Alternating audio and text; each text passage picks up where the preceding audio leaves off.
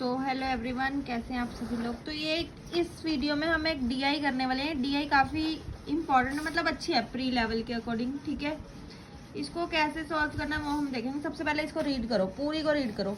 Below data is regarding the number of current accounts and saving accounts in 3 banks A, B and सी।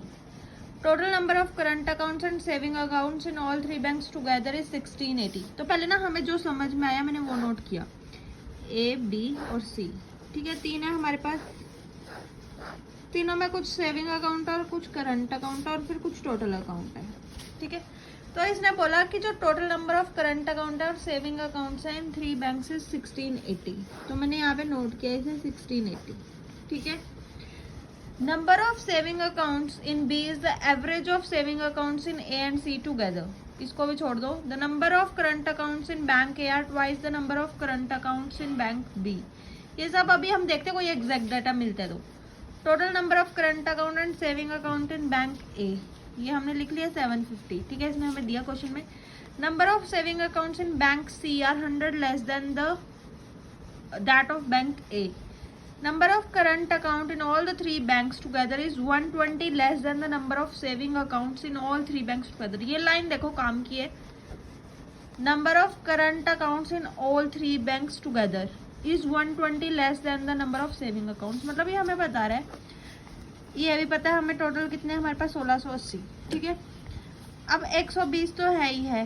ठीक है, इनके बीच में difference है। Saving accounts कितने 120 ज्यादा है, इसका मतलब ये हो ना करंट अकाउंट अगर कम है तो हमने ये सेविंग को दे दिए, बाकी बराबर बांट। तो इसमें से 120 कम करो, कितना है ये 15 60 2 7 14 2 8 16। तो हमने 780 इसको दिए, 780 इसको दिए। होप आप सबको ये समझ में आ गया होगा। 900 हो गए, 780 हो गए। तो जो हमारे सेविंग अकाउंट्स हैं वो हुए 900 और ये हुए 780। क्लियर है। अब हम आगे चलते हैं। तो ये लाइन हमारी हमने यूज कर ली, इसको भी रख दो साइड पे।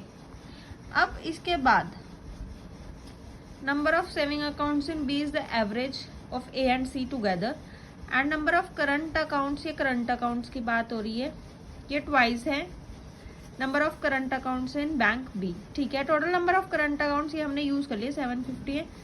Number of saving accounts in bank C are 100 less than bank A. चलो बैंक ए के अगर हम एक्स माने तो हमने इसने बोला द नंबर ऑफ